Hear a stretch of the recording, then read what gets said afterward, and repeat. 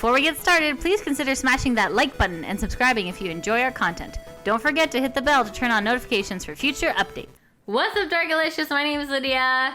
Kenny G. And today we're going to be talking about... Yeah, we're going to be doing a little discussion on the pros and cons, I suppose, of Kimikon 2019. So, we attended Kimikon last year, and this is our second year attending it, and it is the second year of Kimikon running. So, yeah, we're going to jump into a few critiques, what we liked, what we didn't like of the second year. Unfortunately, maybe there's going to be a little more critiquing than pros, but that's just how the cookie crumbles. So yeah, I don't know, where do you want to start? Do you want to start with the pros? Let's start with the pros. So okay, go ahead. There was more variety in food. Now there's also some criticism there where they ran out of food. Yes. But there was more variety in the food. I think last year it was just sausages and hot dogs. This year it was more Asian-based food, right? Like rice, curry, bubble tea, dumplings, which were all delicious. If you could get them. If you could get them, right? We got a few little things, but most of it was sold out.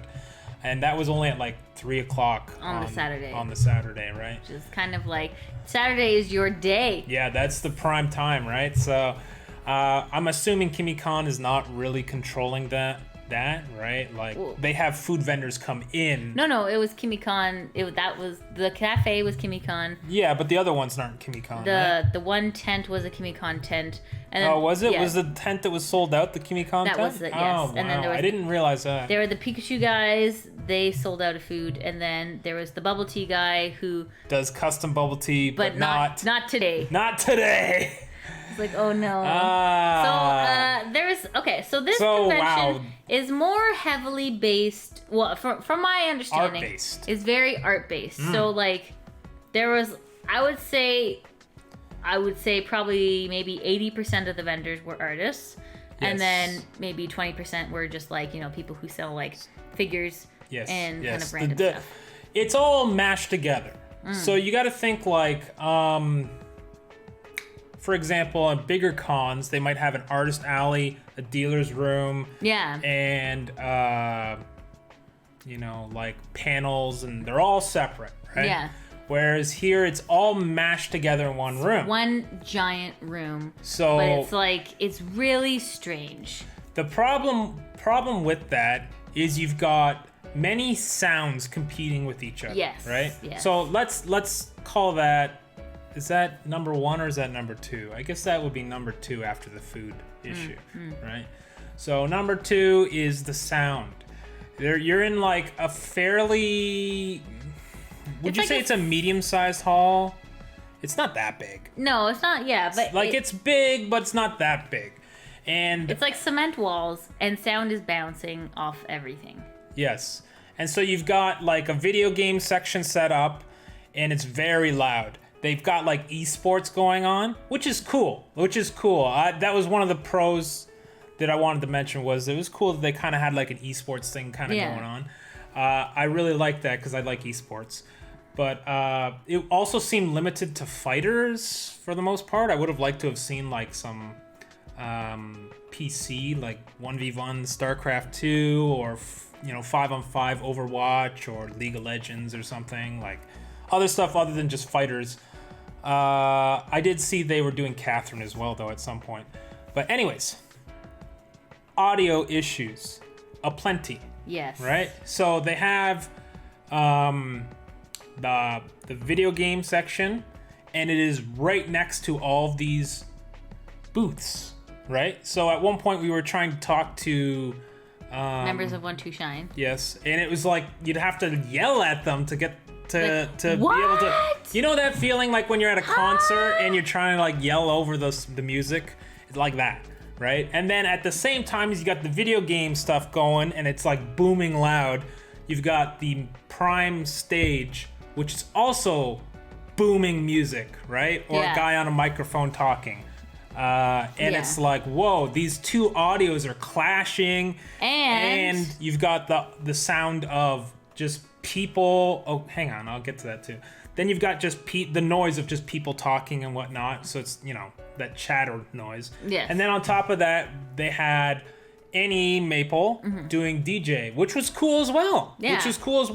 But it's in the same room, probably They're all within on the 30 same feet. wall. Yeah, you know what? Now that we think about it, yeah, they were all on the same wall, and the DJ and the video games were within 50 yards of each other, maybe less. And it's like two audios clashing, and then you got the stage audio clashing with that, and you're just like, holy moly.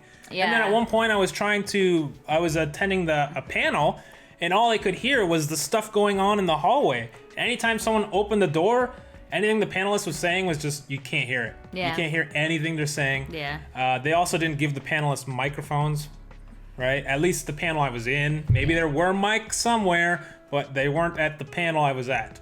So, another problem, right? So, you've got this booming audio. Yeah.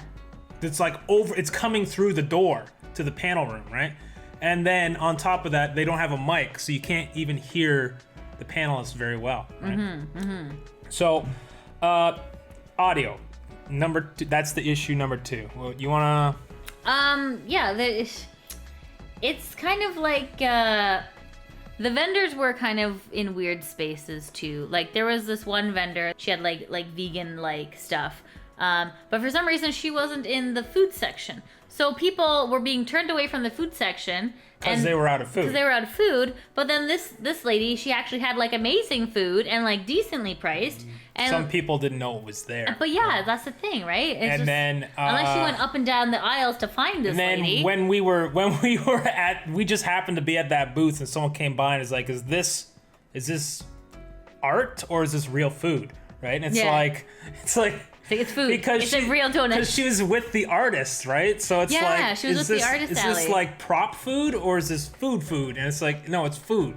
It's like, oh, okay, and then people buy stuff, right? But it makes it so hard for people. It's a strange decision. Another strange decision. Yeah. But the other odd thing was, the schedule was heavily loaded for the end of the day. Yeah. Now I do understand that you want to try to keep as many people there as long as possible. Right. They're spending money. You want people in there as long as possible. So you want to have something at the end of the day that people are looking forward to. Right. However, when you heavily load the end of the day and you've got no content for 80% of the day, it's bizarre. So me and Lydia, we intentionally showed up later in the day because we looked at the schedule and we're like, there's literally nothing happening during the day. There's a few things, I think there was a watermelon eating contest or something, and then there was onigiri eating contest, and then there was what else was there? There was the host club. The onigiri was at 7 o'clock too. And there was the host club thing. Yeah, we'll get to that. Okay. There was some host club thing going on and a few other little panels, but nothing serious. Yeah. But at 7 o'clock, which is their last hour of the con, because it goes from 7 till about 8:30, I think. And then everyone gets kicked out. Yeah. It's done.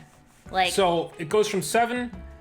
At 7 o'clock, it was ACT 10-2, which is an awesome J-pop group. So it's we're looking at our schedule and we're like, ACT 10-2 is at 7:15.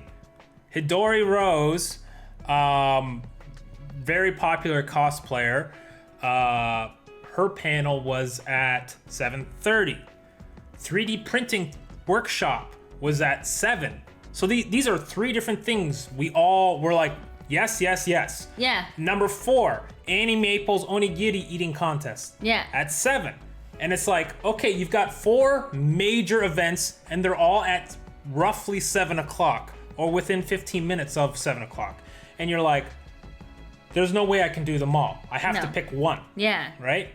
And so, we ended up having to do that. But we had to split up. That's the thing. I want to have a good time with my husband. And it's just well, if we want to enjoy at least a couple of these, you go to this one, I'll go to this one, we'll film it, and then we'll watch. We'll watch the footage when we get home. And it's but like that's not right. That's not right. You know, if you actually had like a solid schedule of like bing bang boom good stuff, you just have people flocking in being like, yeah, at this time it's this, at this time it's this, at this time it's this, and it's like, this is awesome. Instead you've got like a lot of nothingness. Yeah. Yeah, I mean, that's just the reality of what it was, yeah, right? And then, like, the after party, I think, was just, like, in a different place completely, which makes no sense. Yeah, I wasn't sure about that. I didn't know what was going on. I know Annie Maple was involved in the after party, and they're great guys. Oh, yeah. But I didn't know where it was or what was going on. Well, because, like, they were kicking everyone out. Yeah, okay, so that was, I forgot to mention that, but I was gonna say that. Was that I ended up going to the Hidori Rose panel, and you went to the ACT performance, right? Yes. Now, I went to the panel, and the panel ended at 8:30, but also the convention closed at 8:30. So literally, like, I hate when they do this at conventions, and this is probably not Kimikon's fault. This is the convention hall owner's fault. Soon as 8:30 strikes, it's like, bam, the door flies open to the panel room, and it's like the security guy's like, everyone out, it's 8:30, you know, panel's over, it's 8:30. It's like, okay, chill, like, okay, like, take it easy. And the guy's like storming in with the converter to turn off the projector and stuff, and it's like, chill, like, just, it's 8:30. Like, nowhere on your, like, if you're booking a convention, you should not be like, 8:30, everyone has to be out on the minute, right? You should be like, okay, schedule the 8:30s to close, but really, by the time people trickle out, it's probably going to be closer to 10 o'clock. That's the reality. That's just, if you want people to have a good time, is what I'm saying, right? Is you're like, okay, everyone out, and, you know, really, they're probably all going to be gone by 9, but just, you know, schedule some leeway in there, right? That you're not like creating that negative feeling of like, whoa, like chill out, security guard. Like, mom's home, you guys gotta leave. Yeah, you know, right? Like, it felt exactly like that. It's like, you get out. It's like, okay, F off, okay? Like, I'm just trying to enjoy the panel. You know, you think you make your guests feel welcome doing that? Or, you know, it's not Kimikon, it's probably the convention hall owners. Yeah, right? Yeah. But again, it was like, what the heck? What the heck's going on? Anyways. At the back of Kimikon, it was kind of like they had. Yes, I know exactly what you're talking about. These. It was a neat idea. It was a cool idea, poorly executed. Yeah, exactly. So they had these, like, you know, those really long, I guess, what are they called? They're like backdrops, right? For photo shoots, yeah. So you're like, okay, this is really cool. They had like 4 of them in a row. You're like, okay, fabulous. And there was like a schoolroom. Yeah. There was a desert one, which I didn't really understand. And then there was the one outside the convention center. Yeah. And like the thing is, like, they were just, like you said, a great idea, poorly executed, because like the people on them were very like disproportionate to like sizing. So like, oh, the anime characters. Yeah, right. So like because like you would want someone to be like kind of like human size, but like Naruto was like this big, and then like Pikachu's like this big, and then you're like, okay, and then like the Kimikon like mascot was like this big, and you're just like, this is not making any sense. And well, then, on like, top of that, they used the same dividers that they used for like the alleys. The room dividers, where you put they hang the fabric. Yeah, so it's like, you know, 2 pieces of steel, and then like a long one that connects the 2 pieces of steel, and they hang stuff off of it, right? And like a good photographer has that little bit of floor thing. Yeah. Too. So what was happening is the backdrop runs down the wall, but then like not a third, maybe a quarter of it was just on the floor. And I'm sure Kimikon wasn't happy about that either, but they had to probably use what was there, right? And it ended up looking kind of shitty because some of the anime characters would be on the ground. Yeah, it was right? very weird. You'd be standing on them, or part of them at least. Yeah, no, it was just kind of weirdly executed, because like you do need a bit of like that drape on the floor for like kind of like that seamless look. But yeah, it was just like the picture was way weird. Like there was like chairs like on the floor, and like you said, like figures, faces on the floor. And you're like, this isn't. I don't think this is what they wanted. Yeah, you'd have to shoot from like the torso up to be like, okay, you know, don't worry about what's on the ground. Yeah. And then at the very back they had this really like interesting like lit pagoda thing. Yeah, which was kind of cool. I like that. That was a good that idea. was pretty. And then like they had like all these handmade cranes and stuff like that. But a lot of them were like hung upside down. I was just like, is this? Yeah. Okay. I'm sure that's an accident. I think it was volunteer or something. probably an accident. And they had like you can rent kimonos and like take pictures underneath it, which was interesting. Yeah, that was cool. But also cool. like well, for me, not size inclusive. Let's be honest here. I mean, you know, whatever. Beyond that. Once you go beyond the pagoda. Yeah. Pagoda? Is it pagoda? I think so. Yeah. Then there was like Stag and Doe games. Stag and Doe games. It's like are we at our Stag and Doe, Lydia? Yeah, it was. They had like a few of the games that we had at our Stag and Doe, including the Plinko and whatnot. And you're just like, what the hell is this? And they it had was like an a interesting idea prize thing, and then like prize redemption. And you're just like, so essentially, it was like an arcade where you collect tickets and then you trade your tickets in. I don't know if they were actually giving out tickets or how they were tracking points, but that's essentially it. Was you pay to play the games, you collect the points, you go to the table and you exchange the points for they had like snacks, prizes, and they had snacks. like I think there were some figures on the higher shelves on their prize thing. Yeah. But I didn't see what they were. And they had like those, like the Pokemon ecosystems where like you put like a little Pokemon character in a jar with like some shrubs. You're like, oh, look, it's inside of a shrubbery. I don't know. And you're like, oh, okay, that's kind of cute. Was that? I didn't see that. Yeah. So I was like, okay, like this is an attempt was made. So I was like. So I mean, is there more? I don't know. I think that's probably most of the cons. Right? A lot of the people were actually outside of the con, just like hanging out in the hallway. Yeah, that's true too. There were lots of nice cosplays. LobbyCon. Yeah, I wonder how many were lobbyconning. You know, that would suck for Kimikon because it affects their bottom line, right? Yeah, true. But it's like half the people. Like if you actually went into the convention area, it was sparse. Yeah. But in the hallway outside, which is part of like the Enercare Center. The Enercare Center Yeah. was just packed with cosplayers, right? Yeah. So I'm sure lots of them paid to go into the con, but it's just like these people should be in.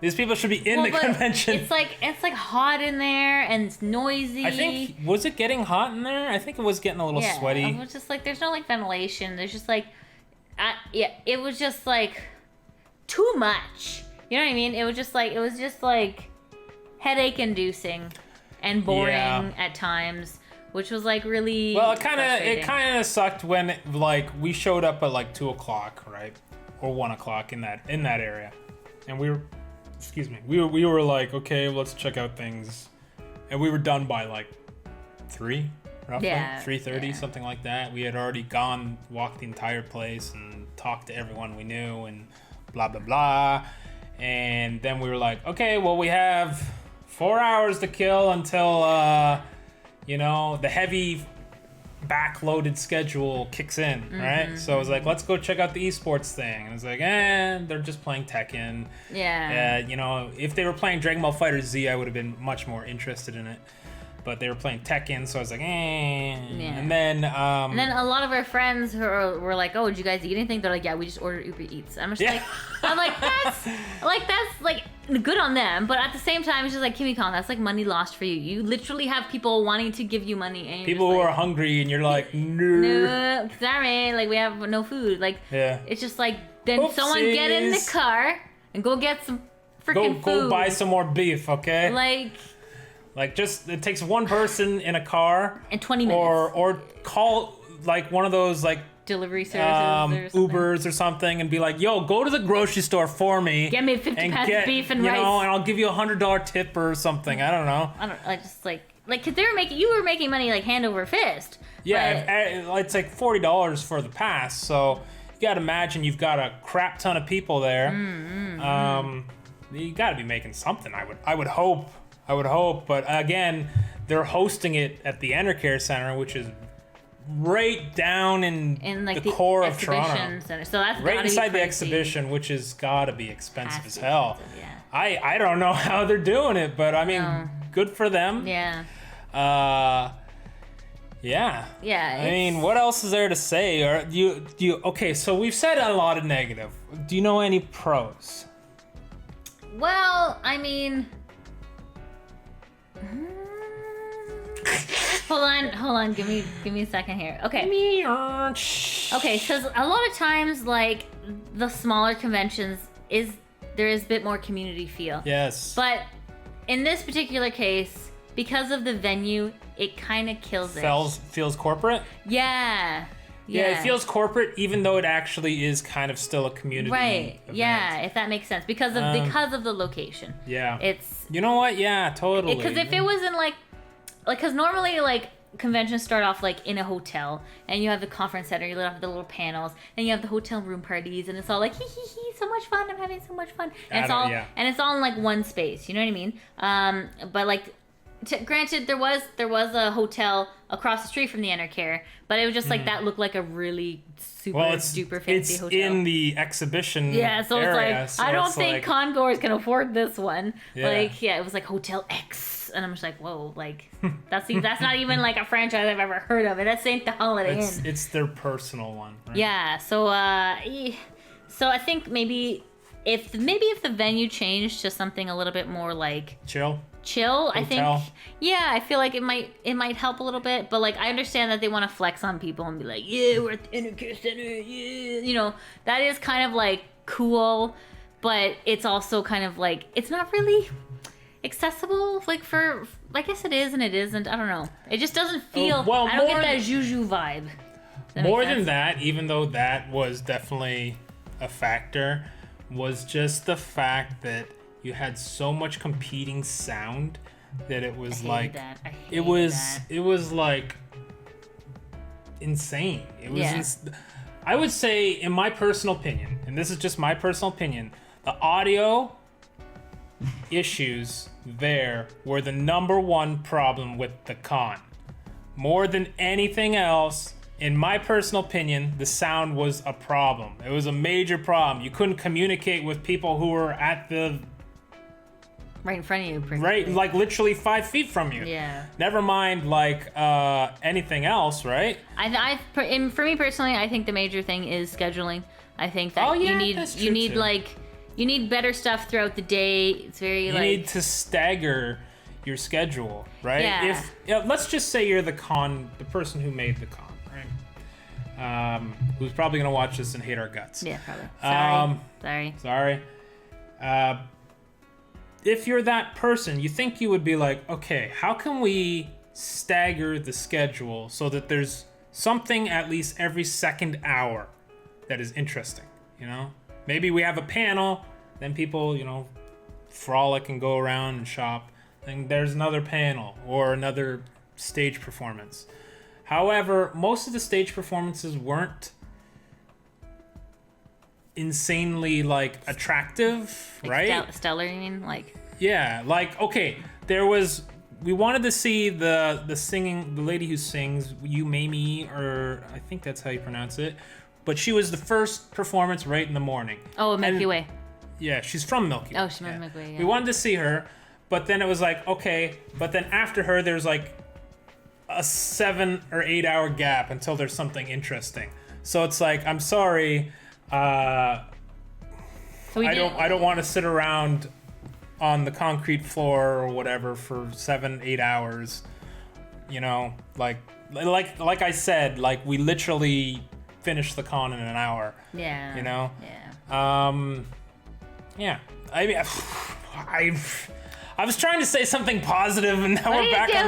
What are you doing? You're the one who brought up the negative shit. Okay. So positive stuff is, one, it's another anime convention, so it's another opportunity to go see friends and stuff, which is great. 2, it's in the exhibition, which is like a really cool part of Toronto.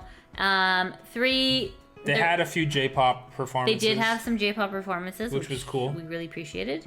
4, parking. It was easy and just parking was very convenient. One escalator and you're there. That was fabulous. 5. They did have eSports, which was cool. Unfortunately, there was the audio stuff like we talked about. 6. They did have Hidori Rose, that was her first convention ever, from my understanding. So that's kind of cool. I mean, it was cool. How they managed to get her out of Europe here, I will never understand it. But thanks for coming. So there were positive things. There were positive things. Unfortunately, negative things stand out. I think in general, negative things are easier to just talk about because right? they're more because they're more glaring in your face. And like we don't want Kimikon to fail. We only criticize so that you guys can improve and become better and better, and then eventually take down Anime North. Take down Anime North. Screw those guys. Screw those guys. They're something else. I would rather Kimikon succeed. It's just please work on the audio issues. Yeah, just work on the things that we talked about, and next year you guys will be bomb. So anyways, very nice.